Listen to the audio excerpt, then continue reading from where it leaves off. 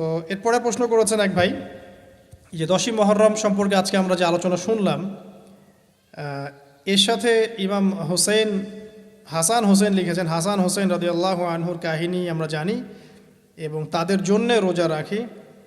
তাদের গল্পের সাথে মুহররমের 10 তারিখের গুরুত্ব সম্পর্ক কতটুকু? খুবই চমৎকার একটা প্রশ্ন। আপনার যে প্রশ্ন যে হুসাইন রাদিয়াল্লাহু আনহুর শাহাদাতের সাথে এটার কি সম্পর্ক, এটা আমি একটু আপনাকে ব্যাখ্যা করছি। 10ই মুহররমে আল্লাহ রাব্বুল আলামিন ফিরআউনের কবল থেকে মূসা আলাইহিস সালাম এবং বনু ইসরাইলকে মুক্তি দিয়েছেন। এটা ছিল মুহররম মাসের 10 তারিখ। এই নিয়তে আমরা সওম রাখি, এই নিয়তে আমরা রোজা রাখব। আর কাকতালীয়ভাবে এই দিনেই 10ই মুহররমে ইমাম হুসাইন রাদিয়াল্লাহু আনহুর শাহাদাত ঘটে গেছে। এটা প্রায় 60 কি 62 হিজরি থেকে ঘটনা। কথা কি বুঝতে পারছেন? আমি বুঝাতে পারছি না। অনেক পরে, মানে কাকতালীয়ভাবে এই দিনেই হুসাইন রাদিয়াল্লাহু আনহুর শাহাদাতটা ঘটে গেছে। এই কারণে আমাদের মধ্যে একটা প্রচলন হয়ে গেছে যে হয়তোবা এই উদ্দেশ্যে এখানে রোজা রাখতে হয়। আসলে ব্যাপারটা এমন নয়। একটু ব্যাখ্যা করলে বুঝবেন, আমি ব্যাখ্যাটা করতে চাচ্ছি, না হলে আপনাদের ক্লিয়ার হবে না, আর এই বক্তব্যটা হয়তো অনলাইনে যাবে। তো আমি এই জায়গা থেকে আপনাদেরকে একটু ব্যাখ্যা করে শোনাচ্ছি, একটু খেয়াল করেন আমার দিকে। রাসূল সাল্লাল্লাহু আলাইহি ওয়াসাল্লামের ইন্তেকালের পর খলিফা হন আবু বকর সিদ্দিক রাদিয়াল্লাহু আনহু, তারপরে ওমর রাদিয়াল্লাহু আনহু, তারপরে উসমান রাদিয়াল্লাহু আনহু। এই উসমান রাদিয়াল্লাহু আনহুর এই সময় থেকে শেষের দিকে একটা সমস্যা সৃষ্টি হয়েছে। কি সমস্যা? উসমান রাদিয়াল্লাহু আনহুকে কিছু বিদ্রোহীরা হত্যা করেছিল। একটু বোঝার চেষ্টা করেন, ইতিহাস পড়তে কিন্তু অনেক সময় লাগে, আমি খুব অল্প সময় আপনাকে শেখাচ্ছি। উসমান রাদিয়াল্লাহু আনহুকে হত্যা করেছিল কিছু বিদ্রোহী, ঠিক আছে? যিনি নবী সাল্লাল্লাহু আলাইহি ওয়াসাল্লামের জামাই, 2 জন মেয়েকে বিয়ে করেছেন, জিন্নুরাইন, তাকে হত্যা করেছে কিছু বিদ্রোহী। এরপরে খেলাফতের দায়িত্বে আসেন আলী রাদিয়াল্লাহু আনহু। কে আসেন? আলী রাদিয়াল্লাহু আনহু। আলী রাদিয়াল্লাহু আনহু দায়িত্ব নেন এই মক্কা মদিনা এই জায়গাটুকুর উপরে। তার হাতে সাহাবায়ে কেরাম বায়াত করেন। কিন্তু ওই দিক বলতে বোঝাচ্ছি সিরিয়া, শামের দিকে, সেদিকের গভর্নর ছিলেন মুয়াবিয়া রাদিয়াল্লাহু আনহু। কি নাম? মুয়াবিয়া রাদিয়াল্লাহু আনহু। তিনিও কিন্তু একজন বড় মাপের সাহাবী, ঠিক আছে? তো মুয়াবিয়া রাদিয়াল্লাহু আনহু সেখানে নিজে সেখানকার খেলাফতের দাবি করেন। আলী রাদিয়াল্লাহু আনহুর হাতে বায়াত তিনি করেননি। আলী রাদিয়াল্লাহু আনহুকে বারবার একটা বিষয়ের চাপ দেওয়া হচ্ছিল যে উসমান রাদিয়াল্লাহু আনহুর শাহাদাতের আগে বিচার করতে হবে, হত্যাকারীর বিচার করতে হবে।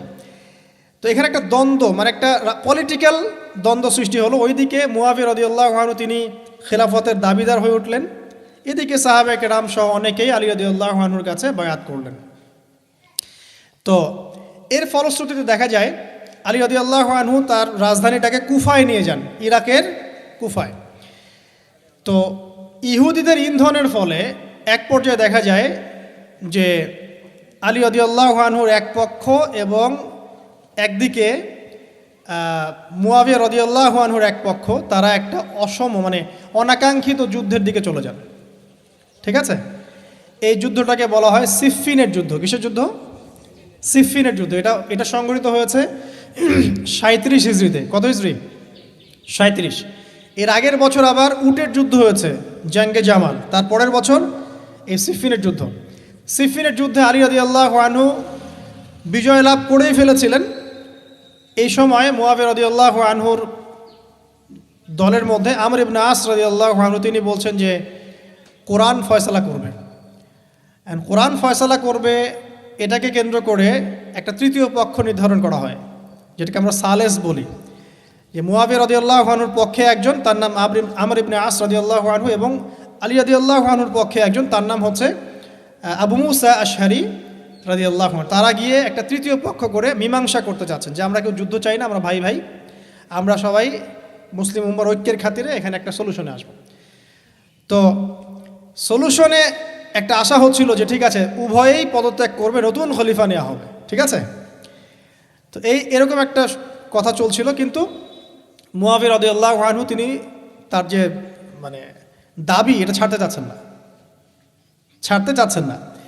এইদিকে আলী রাদিয়াল্লাহু আনহু দলের মধ্যে কিছু মানুষ প্রায় 12,000 তারা এই দল থেকে বের হয়ে গেল যে আমরা আলীকেও মানি না রাদিয়াল্লাহু আনহু, মুয়াবিয়াকেও মানি না রাদিয়াল্লাহু আনহু, এই আমর ইবনে আসকেও মানি না রাদিয়াল্লাহু আনহু, এবং এই আবু মুসা আশআরী তাকেও মানি না, আমরা কাউকেই মানি না। এবং এদেরকে বলা হয় খারেজি। কি বলা হয়? খারেজি। তারা এইখান থেকে দল থেকে বের হয়ে গেলেন। শুধু তাই না, তারা ফতোয়াও দিল যে আলী এবং মুয়াবিয়া এবং আমর ইবনে আস, আবু মুসা আশআরী সবাই কাফের, নাউজুবিল্লাহ। কারণ কি? কারণ হচ্ছে তারা আল্লাহর কিতাব, আল্লাহর বিধান দ্বারা বিচার ফয়সালা করছে না, মানুষের মত তারা গ্রহণ করছে। মানে ওদের উদ্ভট যুক্তি আর কি, তারা আল্লাহর কিতাব দিয়ে ফয়সালা করছে না, বরং মানুষের রায় গ্রহণ করছে। এটা একটা খোরা যুক্তি ছিল। তো আলী রাদিয়াল্লাহু আনহু এদেরকে দমন করলেন। নহরওয়ান নামক জায়গায় তাদের সাথে যুদ্ধ হলো এবং এই যুদ্ধে আলী রাদিয়াল্লাহু আনহু জয়লাভ করলেন। কিন্তু সিফিনের যুদ্ধটা হয়ে গেল। এখন দেখেন দুইটা পক্ষ পাচ্ছেন আপনি এখানে, আলী রাদিয়াল্লাহু আনহু একটা পক্ষ, একটা কার? মুয়াবিয়া রাদিয়াল্লাহু আনহুর পক্ষ। এখন এই যে খারেজিরা বের হয়ে গেল, এখন তো দেখা যায় যে কিছু কিছু শব্দ বললে মানুষ খারেজি ট্যাগ দিয়ে দেয় না। দেখেন এই খারেজি আকিদার সাথে কিন্তু আসলে পলিটিক্যাল সমালোচনার কোনো সম্পর্ক নেই।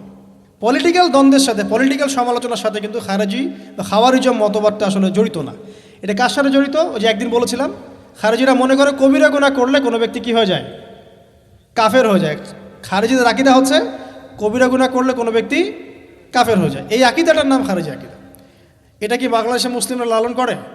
কোনো আলেম, কোনো বক্তা, কোনো মুফাসসির, কোনো মুহাদ্দিস আপনাদেরকে বলছে কখনো এই দেশের মাটিতে যে কবিরা গুনাহ করেছে এরা এদেরকে মেরে ফেলো? বলেছে? কিন্তু আপনি কিছু হক কথা বললে আপনাকে ট্যাগটা খেতে হয়। তা আসলে এই যারা এই ধরনের মানে ওই যে বলেছে একদিন খারেজি ম্যানুফ্যাকচার্ড কোম্পানির সাথে সদস্য, এরা ভাঙাচোরা ইস্যু পেলেই কাউকে খারেজি ট্যাগ দিয়ে দেয়। আসলে মূল বিষয় এরা নিজেরাই খারিজ হয়ে যাচ্ছে দিন দিন, অন্যকে খারিজ করতে করতে নিজেরাই খারিজ হয়ে যাচ্ছে। এখানে দেখেন মুয়াবিয়া রাদিয়াল্লাহু আনহু এক পক্ষে, আলী রাদিয়াল্লাহু আনহু আরেক পক্ষে। ব্যাটেল, যুদ্ধ হয়ে গেল, সিফিনের যুদ্ধ হয়ে গেল, 3 দিন যুদ্ধ হয়েছে। ওই যুদ্ধে কি মানুষ মারা যায় নাই? মারা যায় নাই? মারা গেছে। তো আলী রাদিয়াল্লাহু আনহু তো বলেননি যে ওরা খারেজি। কারা খারেজি তাহলে? যারা এই যে 12,000 সৈন্যের মধ্য থেকে বের হয়ে গেল এবং সবাইকে কাফের ফতোয়া দিল যে আলীও কাফের, মুয়াবিয়া কাফের, আমর ইবনে আসও কাফের, নাউজুবিল্লাহ, আর এই যে আবু মুসা আশআরী তারাও কাফের। একটু বোঝেন। এরপর তারা যখন বের হয়ে গেল, আলী রাদিয়াল্লাহু আনহু তাদেরকে হত্যা করলেন, তাদের সাথে যুদ্ধ করলেন। কিন্তু এদের কিছু কিছু মানুষ বেঁচে ছিল। এরা একটা প্ল্যান করলো। কি প্ল্যান করলো? যে আমরা চোরাগুপ্তা হামলা চালিয়ে এই 4 জনের সবাইকে হত্যা করে ফেলব। কথা বুঝতে পারছেন? 4 জন একই দিনে প্ল্যান করলো। রমজান মাসের 17 তারিখ। কত তারিখ? রমজান মাসের 17 তারিখ। ওইটা সম্ভবত 40 হিজরি। কত হিজরি? সিফিনের যুদ্ধ হচ্ছে 37 হিজরিতে, এটা হচ্ছে কত হিজরি? 40, 3 বছর পর এরা প্ল্যান করলো। এখনকার ওই যে পশ্চিমা গোলকধাঁধায় পড়া কিছু মানুষ যারা কিছু জঙ্গি সংগঠনের নাম লেখায় প্ল্যান করে যে হঠাৎ সুইসাইড বোম মারবো, আছে না? এরকম একটা প্ল্যান করলো যে আমরা প্ল্যান করলাম এই 4 জনকে আমরা একদিনে উড়িয়ে দেবো, মেরে দেবো।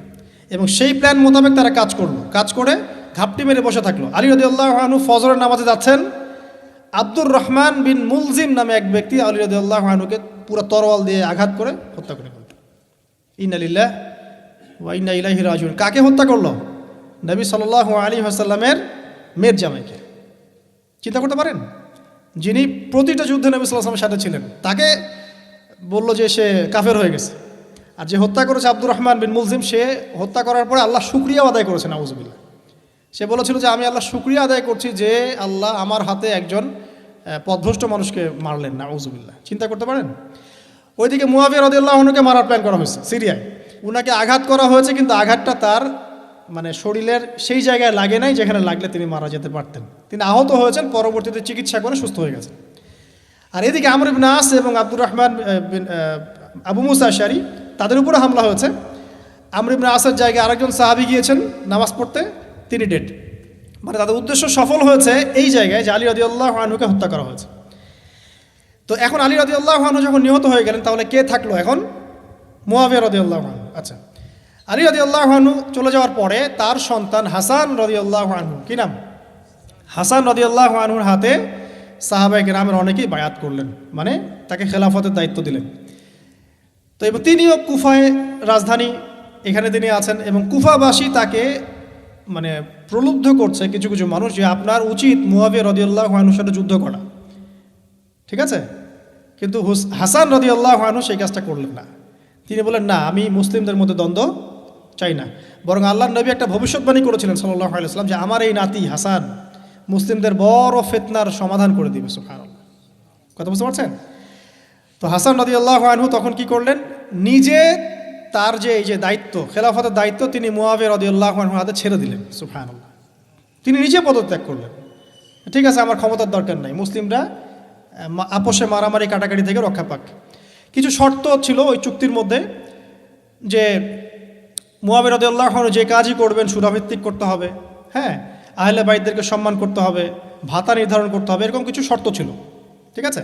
তো মুয়াবিয়া রাদিয়াল্লাহু আনহু মেনে নিলেন। এবার কিন্তু সারা মুসলিম জাহারের কে খলিফা হলেন? কি নাম বলেন? মুয়াবিয়া রাদিয়াল্লাহু আনহু। এবং এরপর তিনি একাধারে 20 বছর খেলাফতের দায়িত্ব পালন করেছেন। কত বছর? 20 বছর। 40 হিজরিতে এই যে আলী রাদিয়াল্লাহু আনহু মারা যান, আর 20 বছর খেলাফতের দায়িত্ব পালন করেন কে? মুয়াবিয়া রাদিয়াল্লাহু আনহু। এবং এই সময় মুসলিমরা অনেক উন্নতি করেছে। এই সময় 1700টার মতো নৌজাহাজ ছিল মুসলিমদের।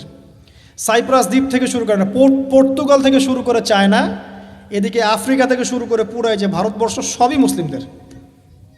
চিন্তা করতে পারেন, পুরো বিশাল অর্ধবিশ্বের চেয়ে বড় জায়গায় শুধুমাত্র মুসলিমদের, এবং তিনি ওটাকে শাসন করছেন। কে শাসন করছেন? মুয়াবিয়া রাদিয়াল্লাহু আনহু, ঠিক আছে? এবার টার্নিং পয়েন্ট। এবার মুয়াবিয়া রাদিয়াল্লাহু আনহু ইন্তেকাল করলেন 60 হিজরিতে, ঠিক আছে? আর এদিকে হাসান রাদিয়াল্লাহু আনহু ইন্তেকাল করেছিলেন 49 হিজরিতে। ইন্তেকালের সময় তিনি তার পরবর্তী দায়িত্বশীল নির্ধারণ করে গেলেন বা নিয়োগ করে গেলেন তার পুত্র ইয়েজিদকে। কাকে? ইয়েজিদকে। এই জায়গাটাতে সাহাবায়ে কেরাম রাদিয়াল্লাহু আনহুমের অনেকেই মানেন না, কারণ তখন তার চেয়েও যোগ্য মানুষ সমাজে ছিল, ঠিক আছে? তখন আব্দুল্লাহ বিন ওমর বেঁচে আছেন, আব্দুল্লাহ বিন আব্বাস বেঁচে আছেন, আব্দুল্লাহ বিন জুবায়ের রাদিয়াল্লাহু আনহু, বড় বড় জলিল কাদির সাহাবী, তারা তখন বেঁচে আছেন। কিন্তু কি করলেন মুয়াবিয়া রাদিয়াল্লাহু আনহু, আল্লাহ তাকে জান্নাতবাসী করুন, তিনি তার ছেলে ইয়েজিদকে শাসন ক্ষমতা দিয়ে গেলেন। এই যে শুরু হলো বাবার পরে ছেলে, বুঝতে পারছেন? রাজতন্ত্র শুরু হলো। এবার সাহাবায়ে কেরামদের মধ্যে অনেকেই এটা মানতে চাচ্ছেন না। যারা মানতে চাচ্ছেন না তাদের মধ্যে আছেন আব্দুল্লাহ বিন ওমর রাদিয়াল্লাহু আনহুর ছেলে, আছেন আব্দুল্লাহ বিন আব্বাস রাইসুল মুফাসসিরিন, আছেন আব্দুল্লাহ বিন জুবায়ের বিন আওয়াম রাদিয়াল্লাহু আনহুর ছেলে, এরকম বড় বড় সাহাবী, এবং তারা মক্কা মদিনায়। তো আচ্ছা, এখন এই সাহাবীদেরকে কি আমরা খারিজি বলবো?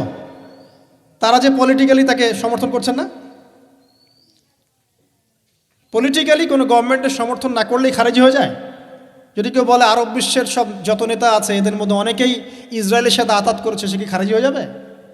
এই সমালোচনার সাথে খাওয়ারিজমের কোনো সম্পর্ক আছে? যদি কেউ বলে যে পশ্চিমাদের অস্ত্রশস্ত্র নিয়ে মুসলিমরা ইয়েমেনে হামলা করছে, এটা বললে সে খারিজি হয়ে যাবে? যদি কেউ বলে যে মধ্যপ্রাচ্যের কান্ট্রির কিছু নেতা তারা পশ্চিমাদের সাথে চুক্তি করেছে পেট্রো ডলার মনিটরিং সিস্টেম, সে কি খারিজি হয়ে যাবে? যদি কেউ বলে জায়নিস্টদের সাথে আতাত করে অনেক মুসলিম কান্ট্রি চলছে, তাহলে কি মিডল ইস্টের সমালোচনা করার কারণে একজন ব্যক্তি খারিজি হয়ে যাবে? খারিজি ম্যানুফ্যাকচার্ড কোম্পানি বাংলাদেশে তারা এই সংজ্ঞাই শিখায়, পলিটিক্যাল বিরোধিতা করলে আপনি খারিজি হয়ে যাবেন। অথচ এখানে দেখেন সাহাবায়ে কেরাম রাদিয়াল্লাহু আনহু মানছেন না ইয়াজিদকে। এবার ইয়াজিদ কি করলো দেখেন। এবার ইয়াজিদ প্রথমত সাহাবীদেরকে কনভিন্স করার চেষ্টা করলেন। তিনি ওখান থেকে তার দূত পাঠালেন, দূত এসে মক্কা মদিনায় বোঝালেন যে আপনারা মেনে নেন, ভালো হবে, ইত্যাদি ইত্যাদি। আব্দুল্লাহ বিন ওমর রাদিয়াল্লাহু আনহু বলেন ঠিক আছে মেনে নিলাম, আব্দুল্লাহ বিন আব্বাস রাদিয়াল্লাহু আনহু বলেন ঠিক আছে মেনে নিলাম। কিন্তু আব্দুল্লাহ বিন জুবায়ের রাদিয়াল্লাহু আনহু মানলেন না। তিনি মানছেন না, আমি কিছুতেই মানি না, তার সে খেলাফতের যোগ্য না, এর চেয়ে অনেক বড় বড় যোগ্য মানুষ আছে, আমি মানছি না। বরং তিনি এখান থেকে সরে আসলেন। এবার ইমাম হুসাইন রাদিয়াল্লাহু আনহু, যার কথায় প্রশ্ন করেছেন, লম্বা উত্তর দিচ্ছি, ইমাম হুসাইন রাদিয়াল্লাহু আনহুর হাতে অনেকে বায়াত করতে চাইল যে আপনি যোগ্য খেলাফতের, ইয়াজিদ যোগ্য না, কে যোগ্য? আপনি যোগ্য। এবং তার হাতে কুফাবাসী বায়াত করতে চাচ্ছে, তাকে ডাকছে আপনি মক্কা থেকে চলে আসেন কুফায়। কুফা কোথায়? ইরাকে। আপনি মক্কা থেকে কুফায় চলে আসেন, আমরা আপনার হাতে বায়াত করব। এবার হুসাইন রাদিয়াল্লাহু আনহু সপরিবারে, তার পরিবার আহলে বাইত সবাই নবীর পরিবারের সদস্য, চিন্তা করেন, নবীর পরিবারের প্রায় 80 জন সদস্য। কতজন? তারা এই যে বের হলেন, যাচ্ছেন কোথায়? কুফায়। এবার ওই ইয়াজিদের নিয়োজিত যে গভর্নর ছিল ইরাকের কুফায়, তার নাম আবদুল্লাহ বিন জিয়াদ। কি নাম? আবদুল্লাহ বিন জিয়াদ।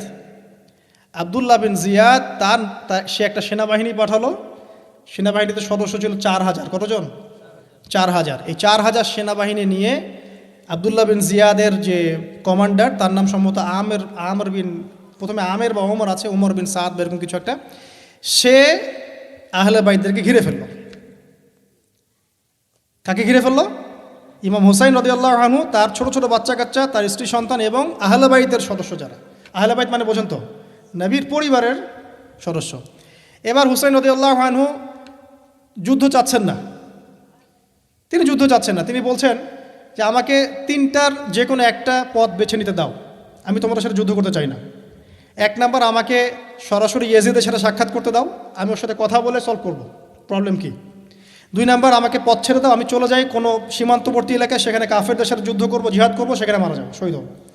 অথবা আমাকে নিরাপদে আমাকে মদিনায় ফেরত পাঠাও। তার 3টা যুক্তি কি যৌক্তিক ছিল না? তিনি কে? নবী সাল্লাল্লাহু আলাইহি ওয়াসাল্লামের নাতি, যাকে কোলে নিয়ে নবী সাল্লাল্লাহু আলাইহি ওয়াসাল্লাম অনেক সময় খুতবা দিয়েছেন, নামাজ পড়েছেন, চুমু খেয়েছেন। ফাতিমা রাদিয়াল্লাহু আনহার নয়নমণি, চিন্তা করতে পারেন? এবং যিনি জান্নাতের যুবকদের সর্দার হবেন।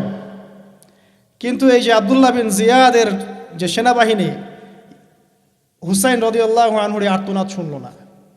4000 সৈন্য মিলে 80 জনকে কেটে টুকরা টুকরা করে ফেলেছে। একজন শুধু বেঁচে ছিল, তার নাম জয়নুল আবেদিন। কি নাম?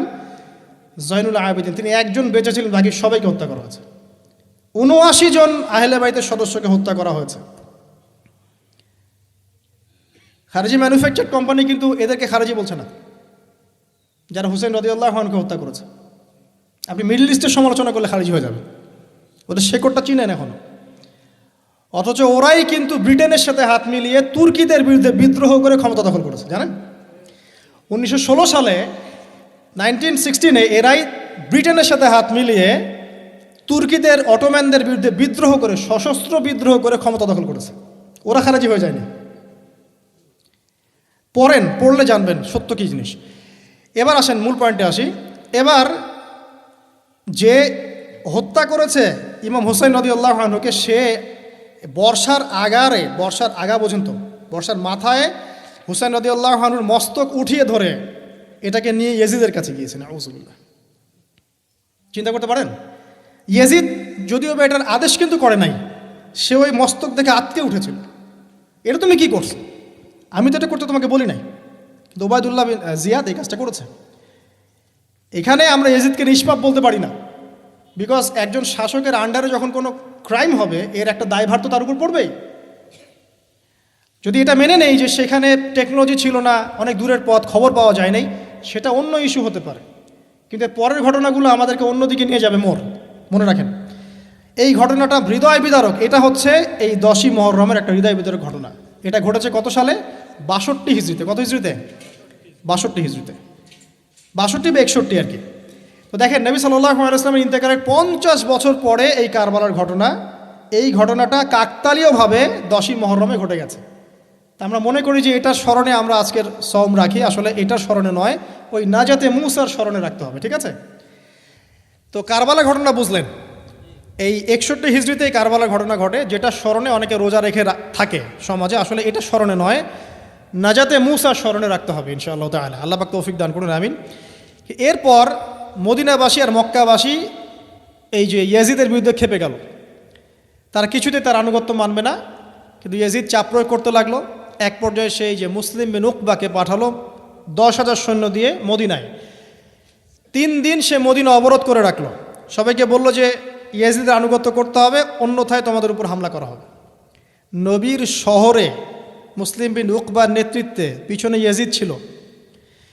ইয়াজিদের শাসনামলে মুসলিম বিন উকবার নেতৃত্বে 63 হিজরিতে 3 দিন মদিনায় ম্যাসাকার চালানো হয়েছে।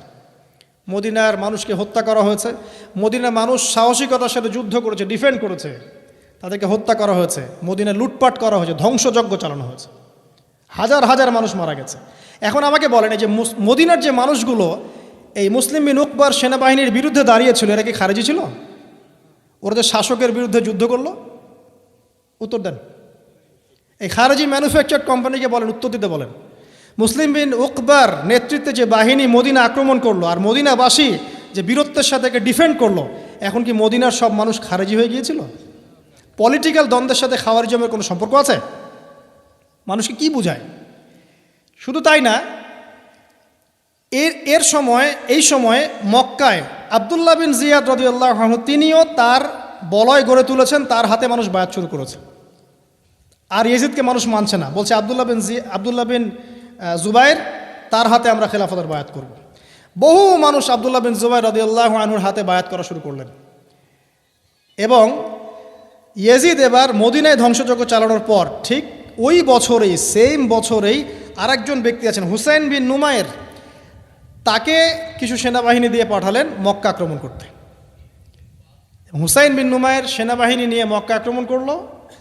মক্কার কাবা ঘরের গিলাফে হামলা করা হয়েছে, মিনজানিক ছোড়া হয়েছে। তো মদিনায় হামলা চালানোর পর একই বছর ওই 63 হিজরিতেই, আর মদিনায় হামলার যে যুদ্ধটার নাম একটা আছে, এটা বলে দিই যে মদিনায় যে ইয়াজিদের নেতৃত্বে মুসলিম বিন উকবা হামলা চালিয়েছিল, যখন মদিনাবাসী এটাকে ডিফেন্ড করেছে এবং মদিনা মানুষ মারা গেছে, অনেক শহীদ হয়েছেন, এই যুদ্ধর নাম হচ্ছে হাররার যুদ্ধ। কিসের যুদ্ধ?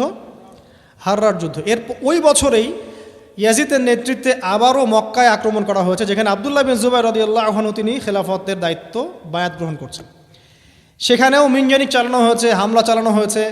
মক্কার কাবা ঘরের দেয়ালে পর্যন্ত মিনজানিকের গোলা লেগেছিল, মানুষ জানেই না কাবা ঘরে হামলা হয়েছে। তো আমরা পলিটিক্যালি এই ঘটনাগুলো সমালোচনা করতে পারি। হুসাইন রাদিয়াল্লাহু আনহুর হত্যাকাণ্ড কোনো সাধারণ ঘটনা ছিল না, হাররার যুদ্ধ কোনো সাধারণ ঘটনা ছিল না, আব্দুল্লাহ বিন জুবাইর রাদিয়াল্লাহু আনহুকে মক্কায় আক্রমণ করা কোনো সাধারণ ঘটনা ছিল না।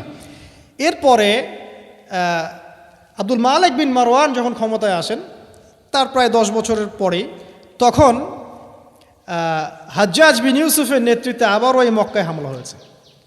এর নাম শুনেছেন? হাজ্জাজ বিন ইউসুফ। এবার এই হামলাতে আব্দুল্লাহ বিন জুবাইর রাদিয়াল্লাহু আনহু এবং তার অনুসারীদেরকে সবাইকে শহীদ করা হয়েছে। হাজ্জাজ বিন ইউসুফের প্রতিরোধ করার সময় আব্দুল্লাহ বিন জুবাইর এবং তার সাহাবাই, তার সঙ্গী সাথী, তার কি খারেজি ছিলেন? আব্দুল্লাহ বিন জুবাইর রাদিয়াল্লাহু আনহুকে হত্যা করে রৌদ্রের মধ্যে তার লাশটা ঝুলিয়ে রাখা হয়েছে। আব্দুল্লাহ বিন জুবাইর কি আপনাকে বলি? আব্দুল্লাহ বিন জুবাইর রাদিয়াল্লাহু আনহু জুবাইর বিন আওয়াম রাদিয়াল্লাহু আনহুর ছেলে। জুবাইর বিন আওয়াম কি আপনাকে বলি? জুবাইর বিন আওয়াম হচ্ছেন জান্নাতের 10 জন সার্টিফিকেট প্রাপ্ত সাহাবীর একজন। আব্দুল্লাহ বিন জুবাইর আসমা বিনতে আবু বকর রাদিয়াল্লাহু আনহুর সন্তান। আসমা বিনতে আবু বকর কি আপনাকে জানাই? আসমা বিনতে আবু বকর হচ্ছেন আবু বকর সিদ্দিক রাদিয়াল্লাহু আনহুর মেয়ে। জুবাইর বিন আওয়াম এবং আসমা বিন আবু বকর রাদিয়াল্লাহু আনহু, তাদের সন্তান হচ্ছেন আব্দুল্লাহ বিন জুবাইর রাদিয়াল্লাহু আনহু, যাকে এভাবে হাজ্জাজ বিন ইউসুফের সময় হত্যা করা হয়েছে মক্কায়। এই যে ঘটনাগুলো আপনারা শুনুন। এরপরে যদিও বা পরিস্থিতি ঠান্ডা হয়ে যায় আস্তে আস্তে, এবং আব্দুল মালিক বিন মারওয়ানের সময় তিনিও প্রায় 20 বা 22 বছর ক্ষমতা কাটান। এবং ওই সময় মুসলিমরা এই যে সিন্ধু প্রদেশ জয়, ওইদিকে তারেক বিন জিয়াদের স্পেন জয়, এদিকে আপনার এই যে আমাদের ভারতবর্ষ জয়, এগুলো ওই সময় ঘটেছে। ঠিক আছে, ওইদিকে আমরা যাচ্ছি না। মূল যে জায়গাটা আপনাদেরকে আজকে বলতে চাচ্ছি সেটা হলো এই যে প্রথমত কারবালার বিয়োগান্তক ঘটনার সাথে এই 10ই মুহররমের সওমের কোনো সম্পর্ক নাই। এটা না যাতে মুসার সাথে সম্পৃক্ত, তবে এই হিস্ট্রিটা আপনার জানা থাকা উচিত, কিভাবে আবু বকর সিদ্দিক রাদিয়াল্লাহু আনহু থেকে এই আব্দুল্লাহ বিন জুবাইর রাদিয়াল্লাহু আনহুর শাহাদাত পর্যন্ত ঘটনাগুলো ঘটলো। আল্লাহ পাক আমাদের সবাইকে ঘটনাগুলো থেকে শিক্ষা নেওয়ার তৌফিক দান করুন। মূল বিষয়টা হচ্ছে এখানে পলিটিক্যাল বিরোধিতা একটা জিনিস, খারেজি আকীদা টোটালি ডিফারেন্ট জিনিস। আর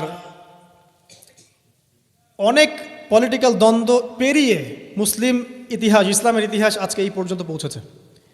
এই দ্বন্দ্বগুলোর কারণে আমরা কখনো এক পক্ষ আরেক পক্ষকে কাফের, ফাসেক, জালেম, মুরতাদ বা খারেজি এসব ট্যাগ লাগাতে পারি না। এগুলো দুঃখজনক। আল্লাহ পাক এভাবেই আমাদেরকে পরীক্ষা করেছেন, এই ঘটনাগুলো ঘটে গেছে। আল্লাহ পাক আমাদের সবাইকে ইতিহাস থেকে শিক্ষা নেওয়ার তৌফিক দান করুন, মুসলিমদের মধ্যে আপোষে ভাই ভাই সম্পর্ক রাখার তৌফিক দান করুন, আমিন।